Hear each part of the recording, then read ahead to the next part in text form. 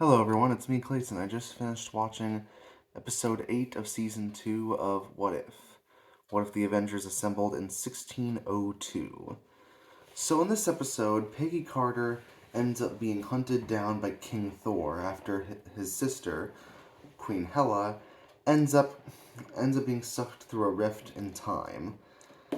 Basically, both the early 21st century and the year of 1602 are being intertangled, and it's causing rifts in time to appear all over the land when Peggy Carter was brought into 1602 in order to save that time period. That's why she was brought over there at the end of episode 5. But now that she's there, and now that she's an outlaw, she has to find a way to get the scepter out of King Thor's hand. So she finds Roger's hood, just Steve Rogers as Robin Hood, in order to basically accomplish that. And we also have Paul Rudd as a 1602 version of Ant-Man. We also have a medieval version of the Hulk.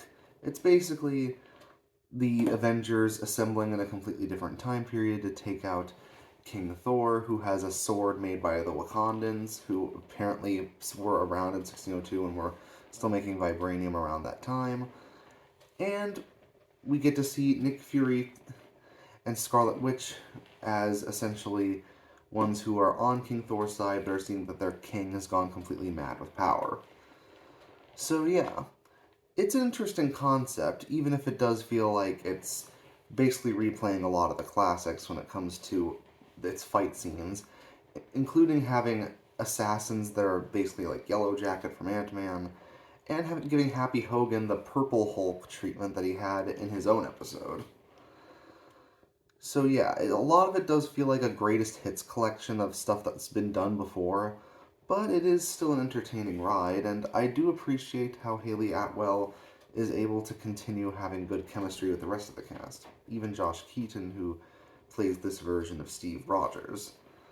It's unfortunate that they couldn't get everyone from the MCU to do voice work, but they got Paul Rudd, they got Mark Ruffalo, they got Chris Hemsworth, they got Tom Hiddleston as Loki. They managed to all get some good lines and some good laughs, so they got enough of the main cast to have it work, and the ones who have to replace the MCU actors like Mick Wingert as Iron Man and Josh Keaton as Steve Rogers, they still manage to feel enough like their characters to the point where it isn't distracting. And of course, Doctor Strange shows up again at the end of this story. So, with the finale coming up, and that being about Doctor Strange, it does make me wonder what he needed to, with Kahori, and what he's going to do in this last episode. In the first season, the question was, what if the Watcher intervened? And in this season, it's, what if Doctor Strange intervened? So, how will the multiverse go with someone new in charge, and can Doctor Strange make up for certain things that happened in the past? We'll see when it comes to tomorrow's finale.